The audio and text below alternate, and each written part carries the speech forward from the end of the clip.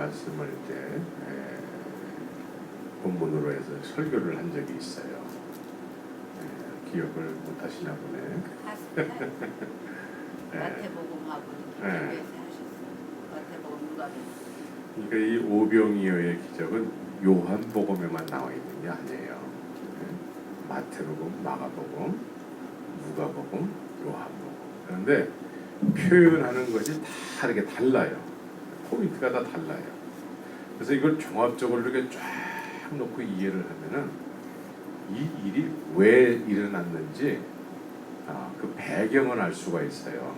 이 배경을 모르는 상태에서 이 말씀을 이렇게 읽으면은 그래도 안 들어가 그래도 조그마한 물질을 가지고 그래도 미리의 표현을 했지 않습니까? 이렇게 이해가 되거든요. 네, 일단은 그래서 이제 마태, 마가, 누가, 요한이 종합적으로 해서 이렇게 한번 우리가 이 말씀을 이해하기를 원합니다. 오늘 6장 2절에 보니까 큰 무리가 따르니 그래요. 큰 무리가 따르는데 그러면 한 곳에 그냥 이렇게 정착하셔서 예수님께서 계속 말씀을 전하시면은 그냥 매일같이 큰 무리들이 모일 텐데 예수님은 한 곳에 머무르지 않으시고 순회하셨다는 거예요. 순회. 여러 군데를 다니시면서 말씀을 하실 때에 많은 병자도 고치고 뭐 이적과 기사를 막 일으켰죠. 이때에 사람들은 그런 표적을 자꾸 보게 되니까 그 모여드는 사람들의 숫자가 막 더해지는 거죠. 막 더해져요. 이때에 예수께서 산에 오르사 제자들과 함께 거기 앉으시니 그래요. 어느 산에 이렇게 앉으셨는데 수많은 군중들이 모여 있어요. 이때에 예수님이 계시고 그 주위에 제자들이 함께 앉아요. 그리고 나머지 군중들이요.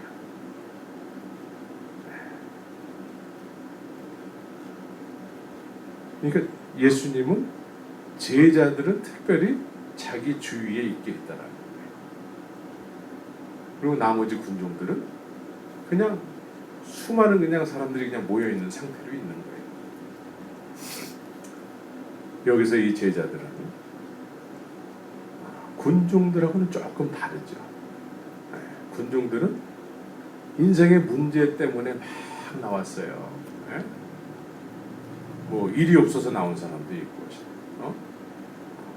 있는 건 시간밖에 없어가지고 막 나온 사람도 있고, 또 어떤 사람은 병 때문에 어떤 해결받기 위한 어떤 인생의 문제를 가지고 나온 사람. 근데 이 제자들은 이런 모습이 아니고 처음에 어떻게 예수님을 따르기 시작했죠? 예수님은 메시아로 알고 나서부터 예수님을 늘 지근거리에서 늘 따라다녔죠. 예수님을 메시아로 아는 사람과 인생의 문제를 가지고 나온 사람과 이렇게 나눠져 있다. 그래서 메시아로 예수님께서 메시아로 가르쳐주는 사람들에게는 늘 그 주위에 있게 하시고 그냥 인생의 문제를 해결받기 온 사람들 그냥 군중 속에서 이렇게 있게 하셨다는 거죠. 그래서 이 제자들은 예수님이 어디를 가든지 늘 따라다녔어요. 예수님 중심이에요. 예수님이 나의 전부예요. 이렇게 고백하는 사람, 고백으로만 끝나는 것이 아니고 고백대로 늘 예수님을 쫓아다니는 거죠. 이때에 이제 예수님께서 눈을 들어 큰 무리가 자기에게 오는 것을 보시고 그래요. 그러니까 큰 무리가 그냥 이 말씀만 보면 5절 말씀만 보면은 큰 무리가 이렇게 오는 모습을 보면서 이제 우리가 어디서 떡을 사서 이 사람 빌립에게 이르시되, 예? 이렇게 말씀하는 내용으로만 볼 수 있어요. 그러나 이 배경을 보면은 큰 무리가 와서 모여 있는 상태에서 예수님이 그때 뭘 하셨죠? 이 요한복음에는 예수님이 하신 일에 대해서 기록이 안 돼 있어요. 그러나 마태복음, 마가복음을 보면은 예수님이 이때에 무슨 일을 하셨는지 기록이 돼 있어요. 그래서 마태복음을 한번 보시기 바랍니다. 마태복음 14장.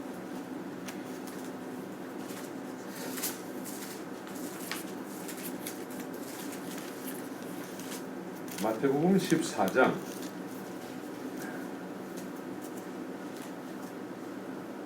15절에 보니까 여기에는 요한복음에는 기록되지 않는 내용들이 마태복음에는 기록이 되어 있어요. 저녁이 되매 그래요. 저녁이 되매. 그러니까 때는 저녁 때라는 거죠. 네, 제자들이 나와 가로되 이곳은 빈들이요 때도 이미 저물었으니 무리를 보내어 마을에 들어가 먹을 것을 사 먹게 하소서 그래요. 네? 그러니까 요한복음에는 기록이 안 돼 있는데 이 오병이어의 기적의 근원은 출발점은 예수님이 일방적으로 그 기적을 일으키지 않았다는 거예요. 네? 이 오병이어의 기적의 출발은 어디에 있냐면은 때가 저물었는데 제자들이 예수님에게 건의를 한 거예요. 예수님에게 건의를 했단 말이에요. 그러니까 때가 지금 저녁이니까 무리를 보내서 먹을 것을 사 먹게 하셔야지. 근데 이때 예수님이 무슨 일을 하셨죠? 무리들이 많이 모여들었어요. 네. 그래서 14절에 보면니까 예수께서 나오사 큰 무리를 보시고 불쌍히 여기서 그 중에 있는 병이를 고쳐 주시니라 그래요. 네? 그러니까 예수님이 막 무슨 사역을 하셨어요. 사역을. 네? 또 마가복음 6장 30절에서도 마가복음 6장 30절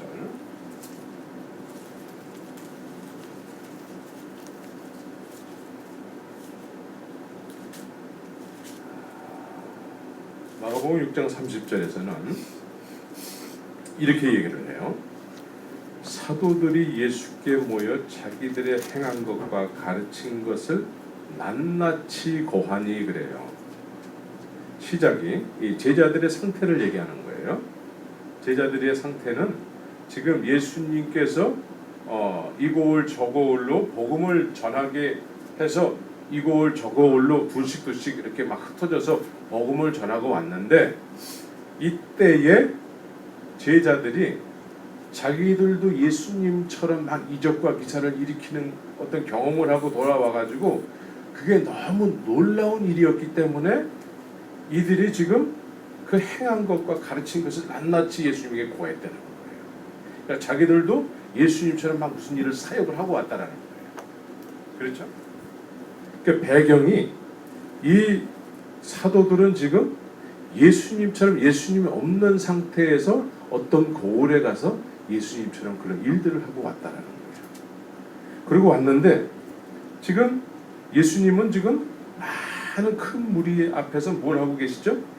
병을 고치시고 말씀을 전하시고 막 하고 계시는 상태에서 방금 전에 이 사람들이 여러 고을로 갔다가 막 사역을 하고 돌아와가지고 너무 놀라워하는 거예요, 사람들이. 그런데 때는 언제죠? 저녁 때.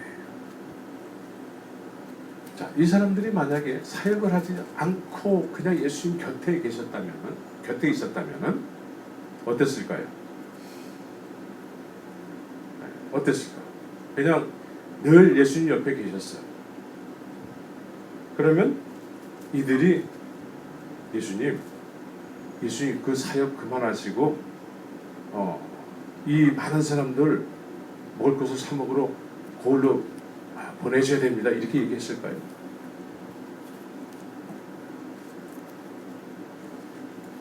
누가복음 9장 한번 보시기 바랍니다. 9장 10절.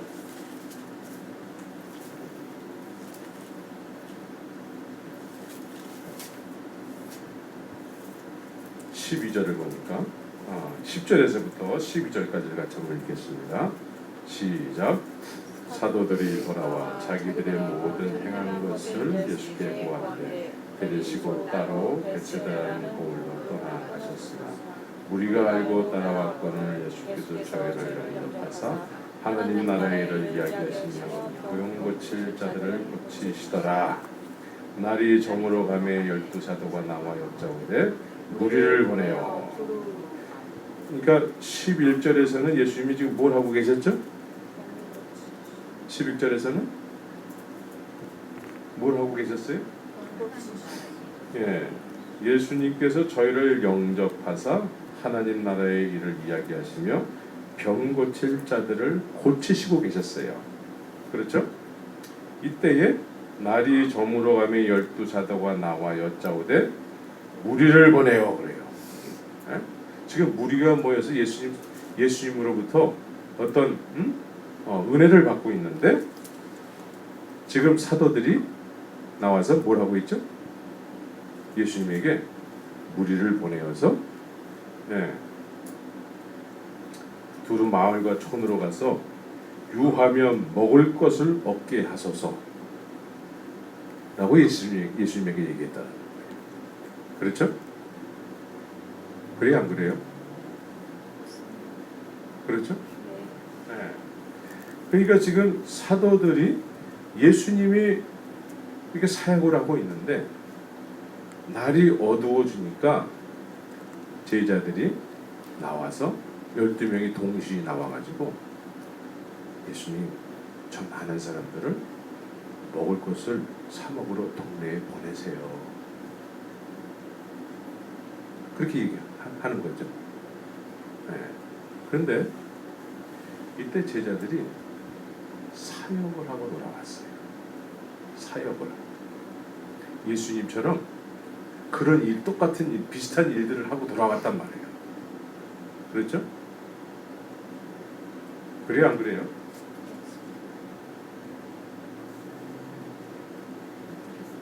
그렇습니다. 네. 10절에 아니, 안 그런 것처럼 이렇게 주장하고 계시니까 내가 성경을 잘못 봤나. 그러니까 사역을 하고 돌아와가지고 예수님의 하시는 일을 보니까 염려가 생긴 거예요. 지금 이 들판은 베세다라는 들판은 먹을 것이 아무것도 없는 그냥 빈들이에요. 빈들인데 이 많은 사람들이 조금 있으면 배가 고파서 먹을 것을 달라고 할 텐데 그러면은 예수님 어쩌시려고 저렇게 사역만 하고 계시는가?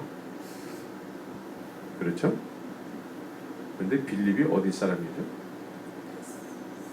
빌립이? 네? 자, 요한복음 1장을 한번 보시기 바랍니다. 요한복음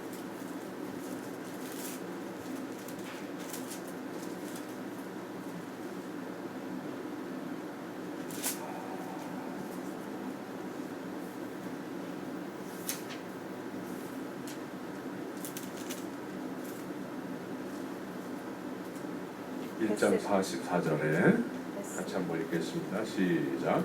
빌립은 안드레와 베드로와 한 동네 베세다 사람이라.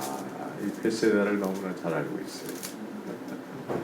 안드레도 베세다 사람이라는 거예요. 네. 그러니까 지금 이 사람들은 예수님처럼 뭔가 이렇게 한 건을 하고 돌아와가지고는 사람이 뭔가 주님으로부터 한 건을 했을 때는 뭐가 생길까요? 방법론이 생기는 거예요. 이론이 생기는 거예요. 네?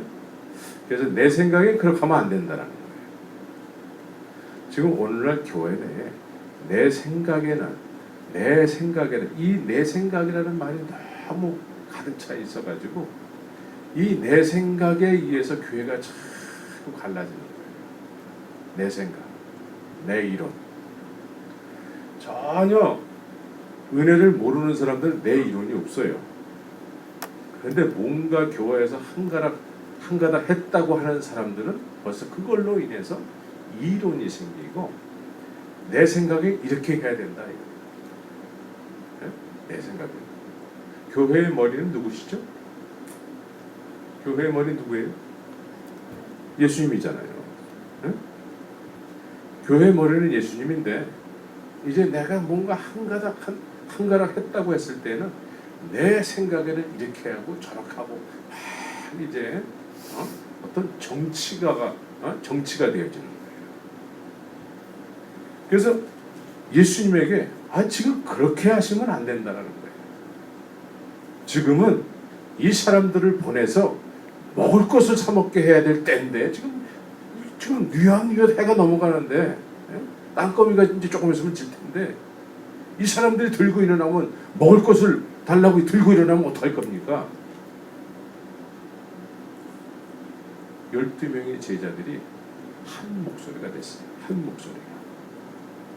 이 사람들이 예수님의 명을 쫓아서 한가락 하지 않았다 그러면 이런 이론이 나올 수가 없어요.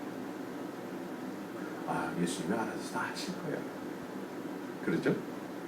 그런데 뭔가 했다고 했을 때에는 이제 내 이론대로 예수님도 내 말을 들어야 되는 거예요. 예수님은 우리 말을 들어야 되는 거예요. 그래서 이 12명의 사람들이 누가복음에 보니까 동시에 나와가지고 두루 마을과 촌으로 가서 유하며 먹을 것을 얻게 하소서. 지금 이 사람들은 자기들의 방법, 이론에 의해서 예수님이 지금 하시고자 하는 일을 지금 막고 있는 거예요. 막고 있다고 지금. 그래서 오늘 본문으로 다시 돌아와서 예수님께서 이제 마태, 마가, 누가에서 제자들이 이렇게 얘기한 거에 대해서 이제 요한복음은 예수님께서 빌립에게 얘기하는 거예요. 예수께서 눈을 들어 큰 무리가 자기에 오는 것을 보시고 빌립에게 이르시되 빌립에게 이랬다는 거예요. 그러면 여기에서 선동한 사람이 누굴까요? 선동한 사람이 누구예요? 12명 중에서? 빌립이라는 거예요. 빌립이 선동을 했다라는 거예요.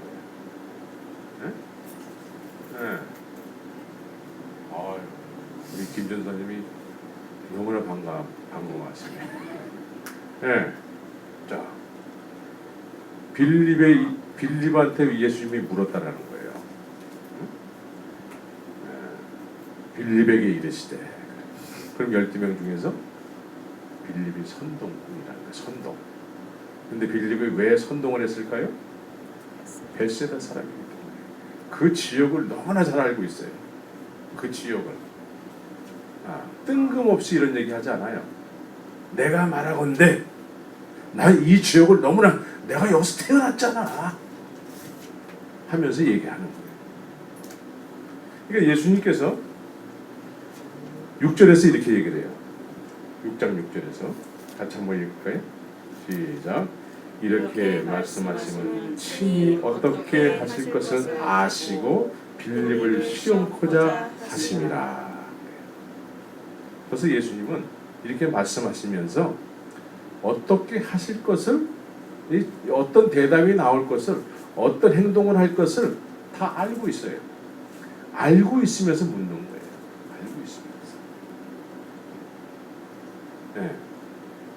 그래서 빌립을 시험코자 합니다. 그러니까 우리는 마음에 있는 것을 주님은 다 알고 계세요. 우리 마음에 있는 거.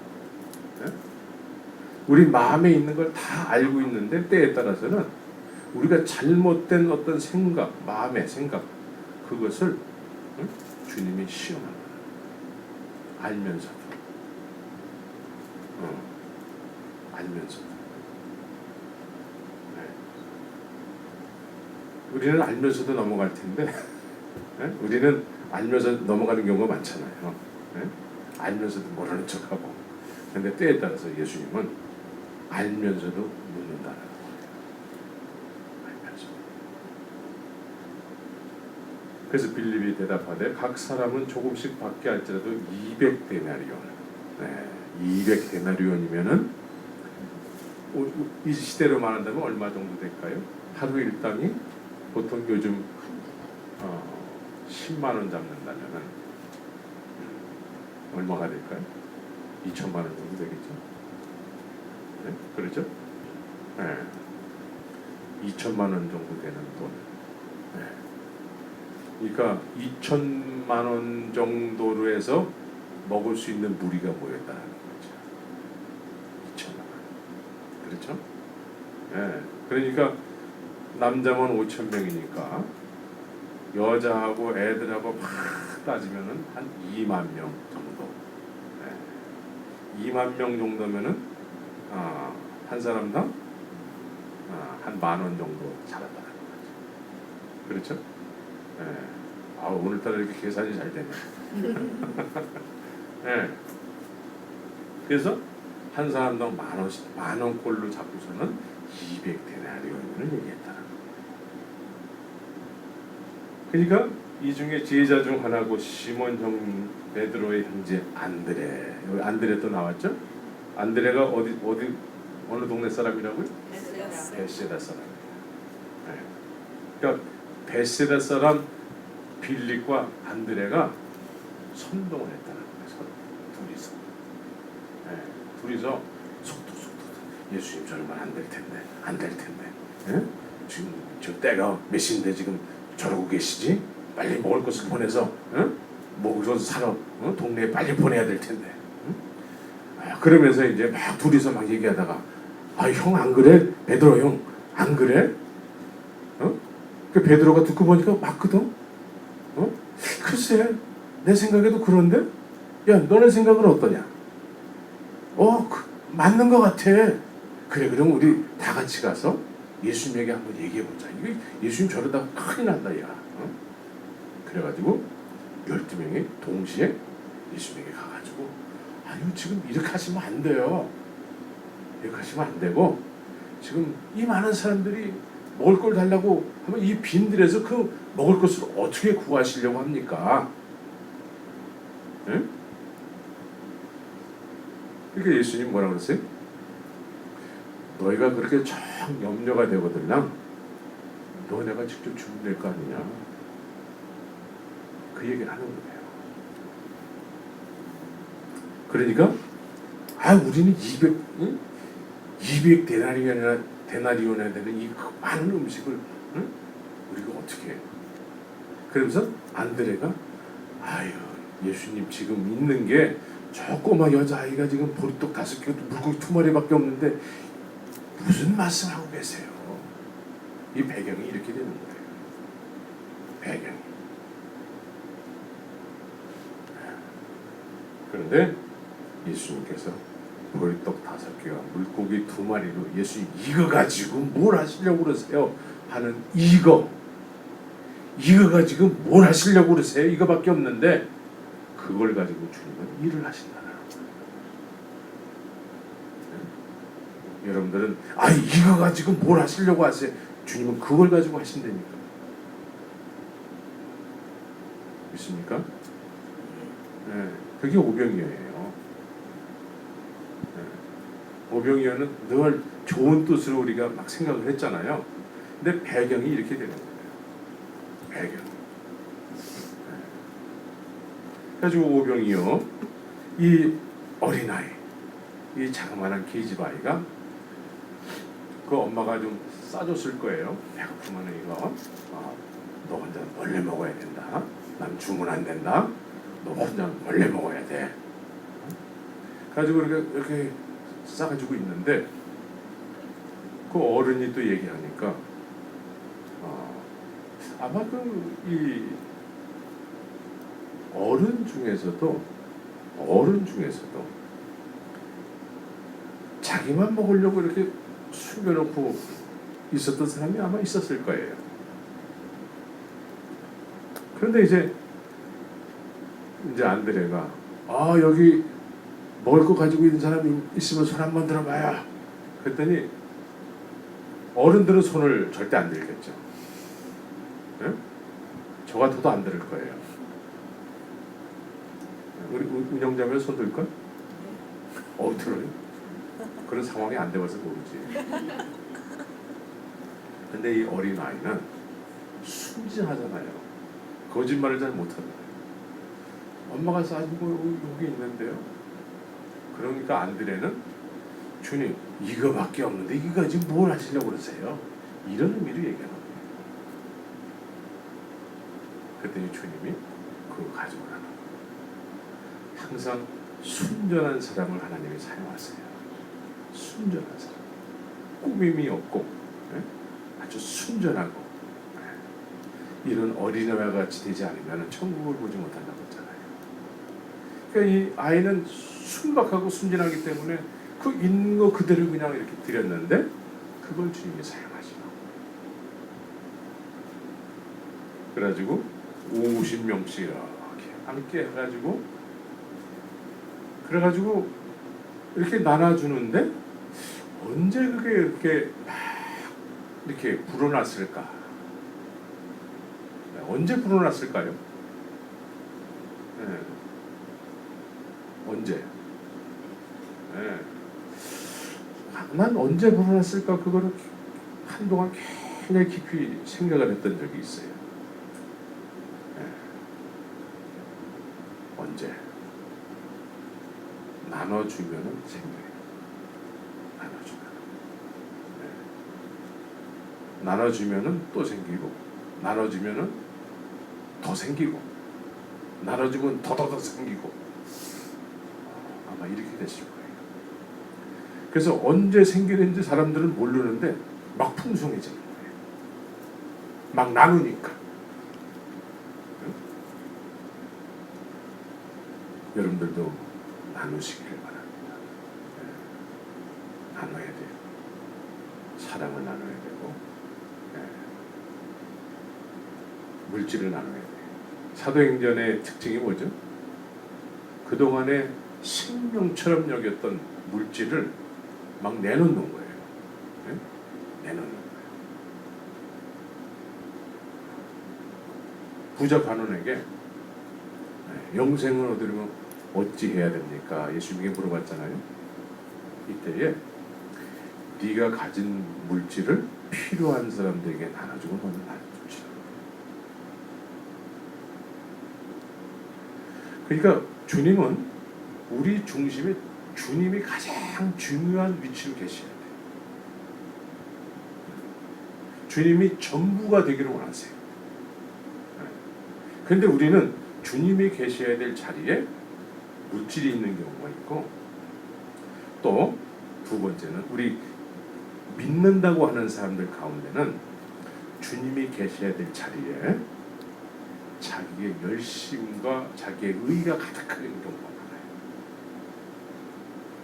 그래서 이것이 비어있지 않은 이상은 주님이 거하실 수가 없습니다. 그래서 세부대가 되라고 얘기하고 있어요. 세부대. 그래서 죄인과 세리, 마태 이 사람들이 예수님께서 마태의 집에 들어갔을 때에 그때 손가락질 받았던 사람들만 거기에 모여 있는 거예요. 그런데 스스로 의롭다고 여기는 사람들은 거기에 갈 이유가 없는 거예요. 그래서 주의 말씀을 듣고 담을 수 있는 사람들은 그 시대에 손가락질 받는 죄인과 세리들이었어요. 이처럼 우리는 우리 중심에 예수님이 계셔야 되는데 어줍지 않게도 우리의 열심히 있는 어떤 스스로의 믿음이라고 생각하는 열심히 있는 행동이 예수님이 계셔야 될 자리, 믿음이 있어야 될 자리에 그 열심히 있는 그 스스로의 그 의로움 그것이 가득 차 있는 경우가 많아요. 그래서 말씀을 지키지 않으면서 그냥 자기 스스로의 열심히 있는 행동에 의해서 나는 믿음의 사람이라고 스스로 생각하는 경우가 너무나 많이 있습니다. 그래서 예수님을 따르기 위해서는 따르기 위해서는 나를 따르라라고 하는 말씀이 거해야 돼요.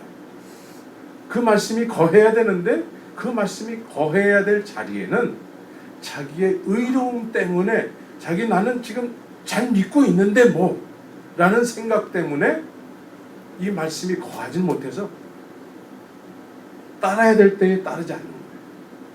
그리고 예배당만 다니니까 많아요. 가라고 하는데 안 가.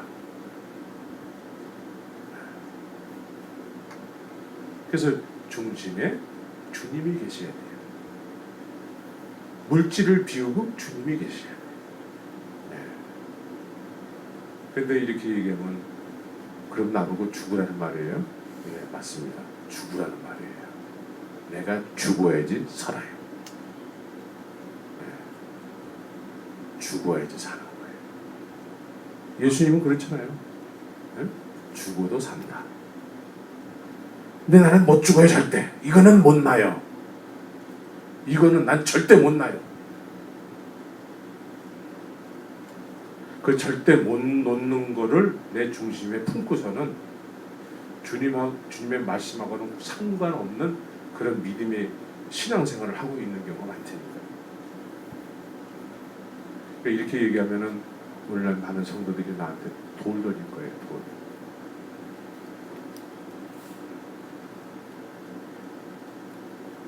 주님이 우리의 중심에 계셔야 돼.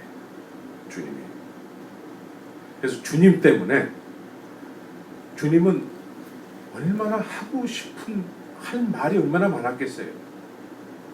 십자가에 못 박히시기 전에 죄 없는 분이 얼마나 할 말이 많았겠어요. 그렇죠? 성질 부리고 싶은 게 얼마나 많이 있겠어요. 근데 주님은 침묵하셨어요. 왜? 하나님의 뜻을 이루기 위해서는 내가 침묵을 해야 돼요. 예수님은 그래서 하나님의 뜻을 이루기 위해서 하나님께서 허락하신 잔을 마시기 위해서는 본인 스스로의 어떤 육신적인 소욕은 그냥 입을 다무셨죠. 우리 신앙생활은 예수님을 쫓아가는 길이 돼야 돼요. 성질 부리고 싶을 때가 얼마나 많이 있습니까? 예? 예수님은 하나님의 아들이니까 하나님의 영광의 본체시니까 충분히 그렇게 할 수 있지만 우리는 죄덩어리이기 때문에 그렇게 하는 게 힘들지만 그래도 예수님 가셨던 길을 쫓는 길은 나를 부인하는 길이에요. 나를 부인하는 길. 내가 하고 싶은 말 다 하고 성질 부리고 다 하고 그래가지고 예수님 나를 따르라고 했을 때 그 길을 따라갈 수가 없다라는 거예요. 절대로 못 따라갑니다. 내가 살아있는 이상, 내가 지금까지 나라고 생각하는 세상에서 만들어진 내가 있는 이상, 내 자아가 있는 이상 이 자아를 가지고 예수님 가신 길을 못 쫓아가요. 그래서 내 마음에 내 비위가 맞으면 그냥 성질을 부리는 거죠.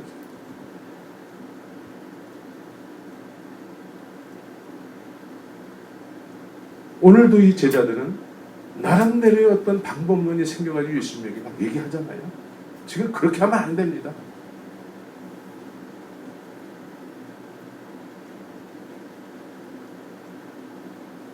예수님께서는 이미 이 사람들의 영적인 상태가 어떤지를 다 알고 계시잖아요. 알고 계시면서도 나중에 이 사람들의 어떤 스스로의 어떤 가지고 있던 잘못된 이론이 이들은 지금 이 시점에서는 옳다라고 생각하는 거 아니겠어요? 그러나 이렇게 고백함으로 인해서 우리가 잘못돼도 한참 잘못됐었구나 라는 걸 깨닫게 하기 위해서 묻고 있다는 거예요.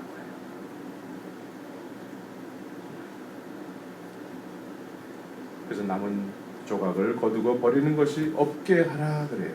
하나님의 은혜로 생겨진 것은 그냥 버려지는 것이 있어서는 안 돼요. 제가 어렸을 때 제가 어렸을 때가 아니라 저희 어렸을 때도 마찬가지예요. 우리 어머니가 밥을 먹을 때는 기도하고 밥을 먹는 거기 때문에 밥그릇 안에 밥 한 톨이라도 남아서는 안 돼. 밥 한 톨. 그래서 어렸을 때부터 저는 싹싹 이렇게 먹었어요. 근데 이제 우리 애들이 이렇게 이제 있게 되면서 우리 애들도 제가 이렇게 가르쳤어요. 남기면 안 된다. 근데 이제 우리 조카 여자 애가 있어요. 조카. 그 아이가 이제 어렸을 적에 이제 킨더 가는 날 때 이제 우리 집에서 이렇게 있다가 우리 누나가 데려가고 그랬거든요.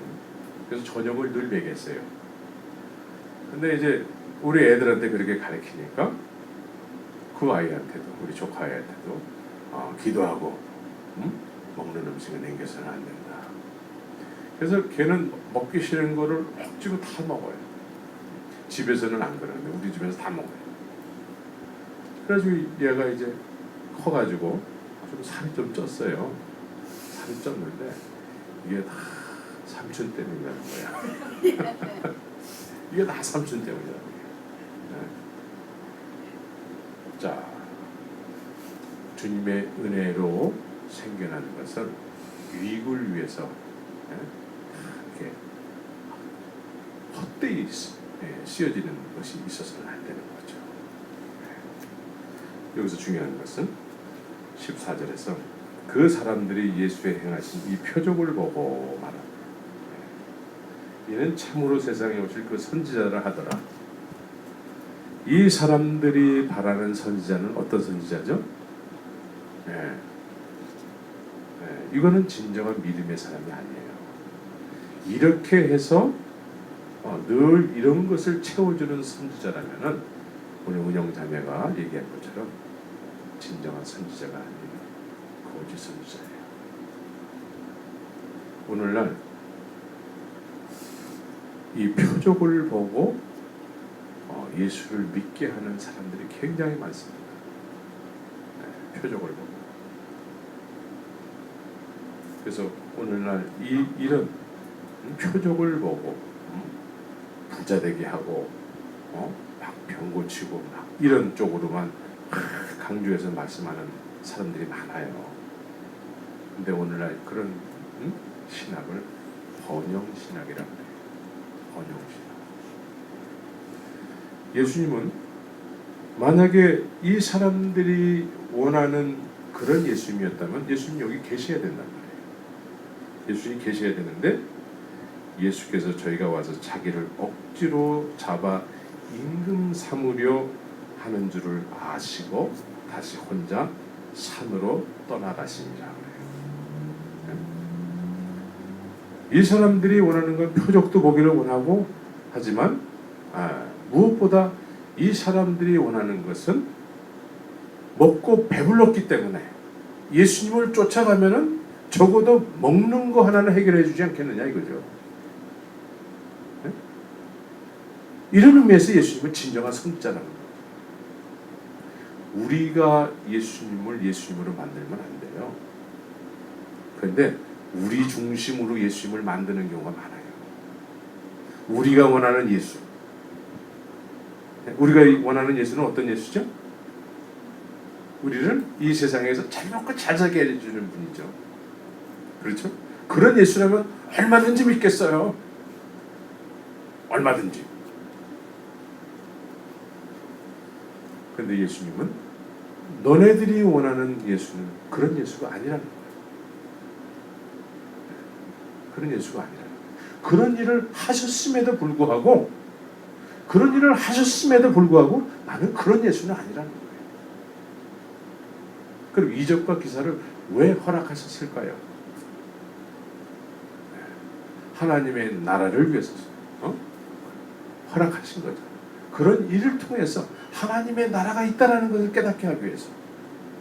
근데 사람들은 그거 자체가 목적이 되어버린단 말이죠. 오늘날 이 자체가 목적이 되어 있는 경우가 많아요. 이거 자체가 목적이 되잖아요. 그러면 이거 자체가 목적이 돼서 이런 어떤 현상이 계속 일어난단 말이죠. 이거 자체가 목적이 돼서 계속 이런 현상이 일어나잖아요. 그러면 그건 성령의 역사하는 게 아닙니다. 예수님이 아니에요. 예수님이 역사하시는 게 아니에요.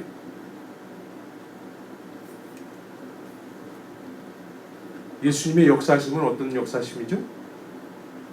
예수님은 나는 너네들이 그렇게 생각하는 그런 예수가 아니야. 나는 메시아야. 메시아 예수로 예수님은 이 시대 사람들에게 계시를 하셨다라는 거죠.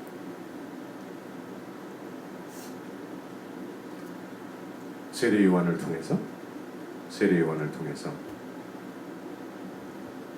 안드레가 예수님을 소개를 받죠. 기억하세요? 안드레가 세례 요한을 통해서 예수님을 소개를 받는데 세례 요한이 뭐라고 예수님을 소개하냐면 세상 죄를 지고 가는 하나님의 어린 양이야. 그러니까 안드레와 또 다른 제자가 있었죠. 세례 요한 두 제자가 예수님에게 가서 어디 계시오니까 무엇을 구하느뇨? 예수님하고 이렇게 개인적인 시간을 가졌어요. 개인적인 시간을 갖고 난 다음에 안드레가 뭐라고 고백을 하죠? 내가 그리스도를 만났다. 누구한테 소개하죠? 그렇게? 베드로에게 예수님을 소개할 적에 예수님과 개인적인 만남을 갖고 난 다음에 안드레가 이제 자기 형제 베드로에게 예수님에 대해서 소개를 하는데 내가 그리스도를 만났어. 내가 메시아를 만났어. 이렇게 소개를 해요. 여러분들은 예수님을 소개할 때 뭐라고 소개합니까? 네? 이때에 이 사람들은 내가 메시아를 만났노라, 내가 그리스도를 만났노라라는 이 말은 엄청난 사건이에요. 엄청난 사건. 기다리던 그 메시아를 만난 거예요. 눈으로 본 거예요. 그래서 이 사실을 자기 형제 베드로에게 소개를 한 거예요. 소개를 받아서 베드로가 안드레를 통해서. 근데 베드로는 소개를 그렇게 받았는데 메시아인지 아닌지 잘 몰라.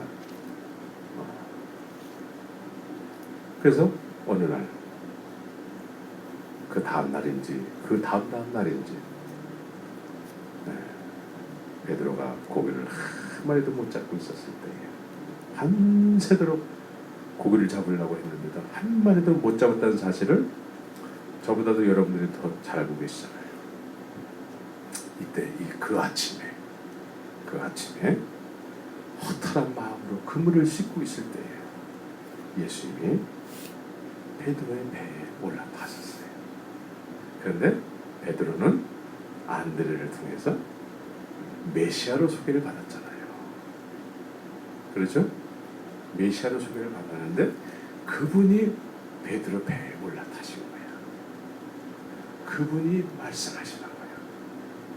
메시아로 소개를 받았지만 메시아인지는 아직 몰라요. 그런데 그 메시아로 소개받은 그분이 예수님이 말씀하시는 거예요. 저 깊은 데로 가서 그물을 던져라. 거기는 누가 더 잘 잡을까요? 베드로가 더 잘 잡죠. 말씀에 의지해서 내가 그물을 던집니다. 말씀에 의지해서 던진다는 거예요. 사실은 고기는 베드로가 더 잘 잡아요. 그래서 그물을 던질 이유가 있었을까 없을까요? 사실은 그물을 던질 이유가 없어요. 그러나 안드레의 소개를 통해서 메시아로 소개를 받았지 않습니까? 그러니까 메시아 되시는 그 예수님의 말씀에 의지해서 던진다는 거예요. 그래서 그 말씀에 의해서 고기가 많이 잡힌 거예요. 그런 다음에 어떻게 했죠? 무릎을 꿇는 거예요. 메시아가 맞군요. 그리스도가 맞군요. 어떻게 나 같은 죄인에게 하나님의 영광이신 그 메시아 되시는 그 거룩하신 분이 나 같은 죄인에게 이런 은혜를 베푸십니까? 그 자리에서 그 선상에서 무릎을 꿇는 거예요. 영광의 생명의 빛이 나타나니까 어둠이 드러난 거예요. 어둠이 드러났어요. 이렇게 무릎을 꿇는 거예요. 메시아로 확인을 했어요. 그래서 그때서부터 베드로는 예수님을 쫓는 새로운 인생이 시작되는 거예요. 네. 우리 모두는 이런 새로운 인생이 시작돼야 돼요. 메시아로 알면은 이 시대에 메시아로 한다라는 것은 진짜 죽었다가 다시 살아나는 그런 거 이상으로 아주 놀라운 일이죠. 그런데 이 베드로가 그 메시아, 기다리던 메시아를 눈으로 본 거예요. 그러면서 예수님을 이제 쫓아가기 시작하는 거죠. 그래서 우리는 우리가 원하는 예수를 믿으면 안 돼요. 우리가 원하는 예수는 나는 아무런 일을 안 해도 괜찮아. 내가 원하는 예수니까. 나는 아무런 말씀에 대해서 책임감을 느낄 필요도 없어요. 내가 원하는 예수는 그냥 나는 내가 원할 때 믿는 거니까, 내가 만든 예수니까 그냥 편하게 예배당 다니고 편하게 그냥 생활하면 되는 거예요. 그러나 진정한 예수를 믿는 것은 예수님 가시는 길에 나도 쫓아가야 돼. 예수님 가신 길에 내가 쫓아가기 위해서는 예수님보다 더 중요하게 여기는 것이 있으면 안 되는 거예요. 못 쫓아가는 거예요. 그래서 메시아로 예수님을 느끼지 못하면 안 되는 거예요. 우리 인생에 있어서 예수님이 메시아로 그리스도로 느껴지시기 바랍니다. 그래야지만 우리가 새 생명 가운데 사는 거예요. 새 생명. 새 생명이 뭔지 아세요? 네. 옛 생명과 새 생명. 무엇으로 사느냐에 따라서 나눠질 수 있어요. 여러분들은 무엇에 의해서 삽니까? 네? 돈? 예수님은 부자 가난에게 녹아 있는 것을 다 나눠주고 너는 나를 쫓으라. 그 돈 있는 자리에 내가 있기를 원한다는 거예요. 그 말이죠? 그렇죠? 부담스럽죠? 그런데 예수님이 메시아로 느껴지면은요, 전혀 안 부담스러운 일이 돼요. 안 부담스러운 일이 된다.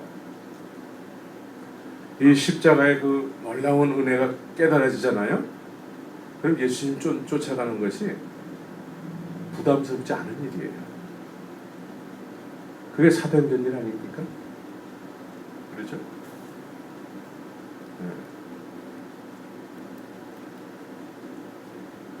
그래서 우리는 우리가 만들어놓은 예수를 믿으면 안 되고, 우리가 만들어놓은 예수는 내 마음대로 해도 괜찮아요.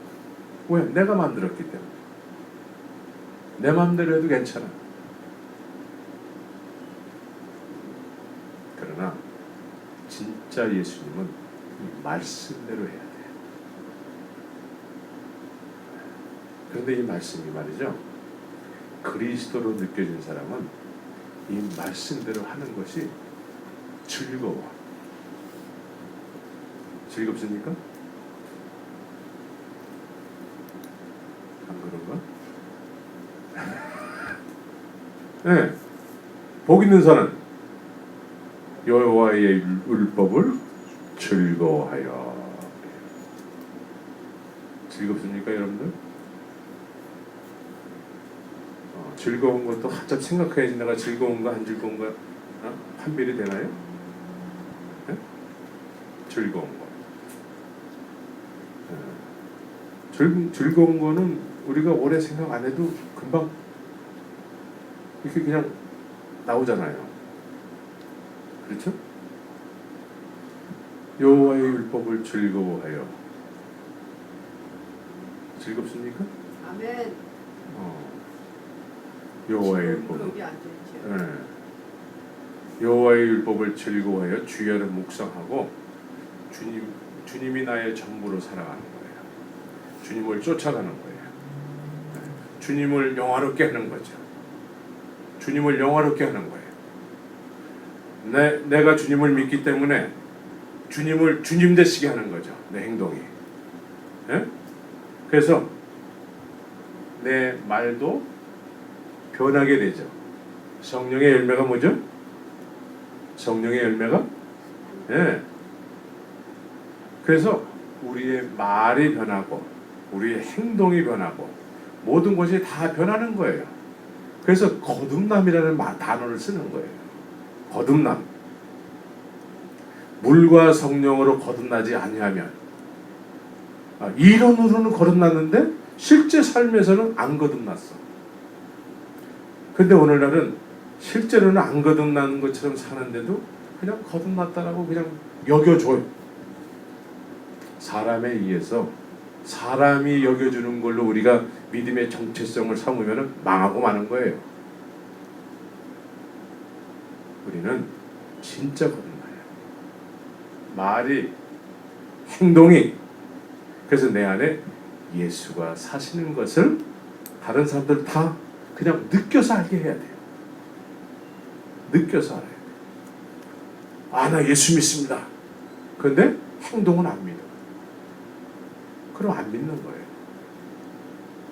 근데 그냥 1, 2년 막 이렇게 신앙생활 시작했다고 그러면은 그럴 수 있다고 해. 근데 10년이 지나고 20년이 지나고 30년이 지나고 40년이 됐는데도 그냥 똑같다. 이건 문제가 있다는 거예요. 더 이상 우리는 우리가 만들어 놓은 예수를 믿으면 안 돼요. 우리가 만든 예수는 내 맘대로 얼마든지 해도 괜찮아요.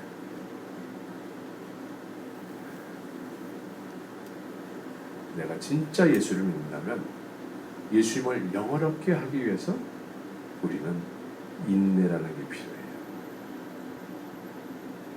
인내.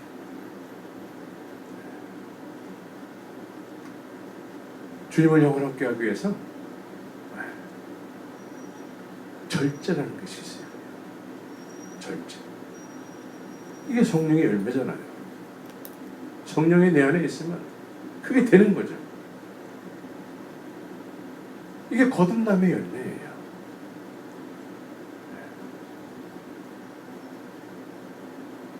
오늘 예수님은 제자들을 주위에 두고 수많은 군중들을 대상으로 해서 설교를 하고 계시죠.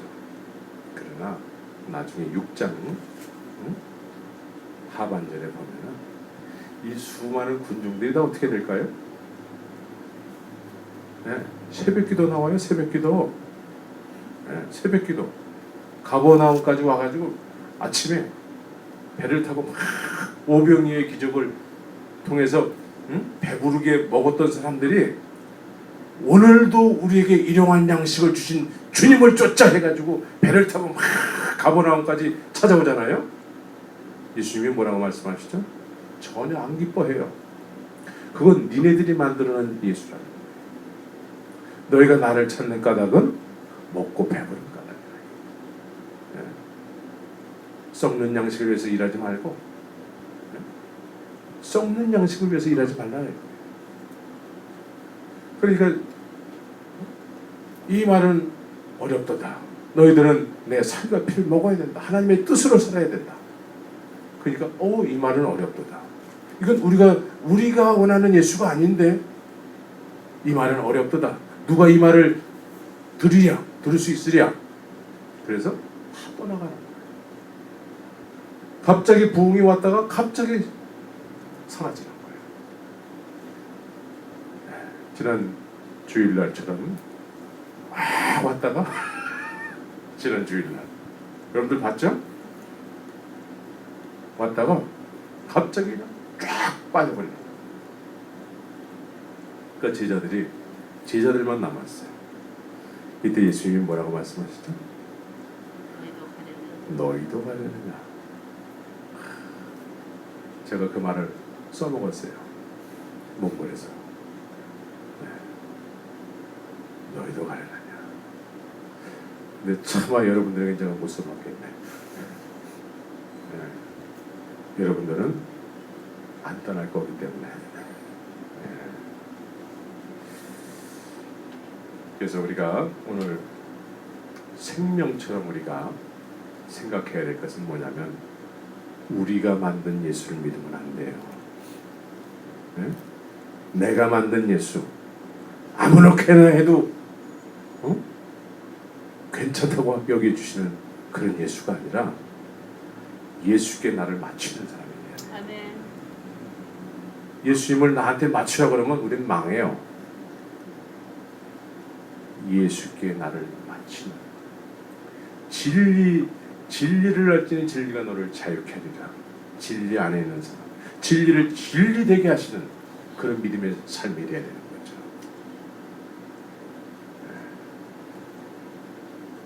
주님이 원하시는 믿음은 이런 거예요.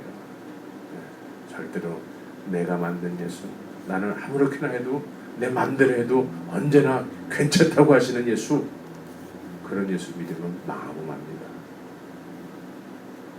신령과 진정으로 정말 마음을 다하고 뜻을 다하고 힘을 다해서 주 너의 하나님을 사랑하는 그런 신앙생활을 해야 돼요. 그러기 위해서는 예수를 메시아로 만나야 되는 것입니다. 그래서 내 죄가 우리의 죄가 어디서 해결되는지를 메시아로 깨닫게 해주시는 분은 그것까지도 확인케 하세요. 내 죄가 어디서 해결되는지 말로는 십자가 그러죠. 근데 남의 얘기 다 하지 않습니까? 십자가 그것이 내 죄가 거기서 해결된 거죠. 그게 확인이 되는 거죠. 확인은 어떻게 될까요? 2000년 전의 일인데 어떻게 확인이 될까요? 성령께서 그걸 확인시켜 주는 거예요. 그 성령이 오시면은 우리가 홀라당 변하게 되는 거죠. 그 성령이 오시면 우리의 자랑은 오직 십자가가 되는 거예요. 더 이상 내 맘대로 믿는 예수가 아니라 이제 예수께 내 생명을 조금 더 귀한 것으로 여기지 않고 그 예수를 위해서 우리의 모든 것을 드리게 되는 거죠. 그게 사도 바울 선생님의 고백이었고 많은 믿음의 선배들의 고백이었어요. 스데반 집사의 고백이었고 믿음의 사람들은 다 그렇게 살았는데 오늘 이 시대는 성경은 그렇게 기록이 되어 있는데 성경 따로 우리 믿음 따로 이렇게 분리가 되어버렸어요. 그래서 우리는 마음대로 막 하면서도 예수 믿는다고 그러면 다 끝이야. 말로 예수 믿는다고 그러면 다 끝이야.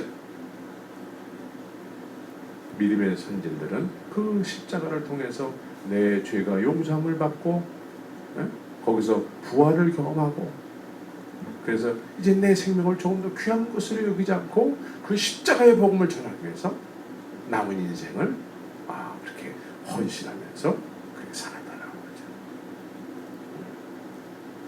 여러분들 모두가 그렇게 주 앞에 남은 인생을 쓰임받는 그런 복된 인생이 되시기를 예수의 이름으로 축원합니다. 아멘. 같이 기도합시다. 살아계신 아버지 하나님,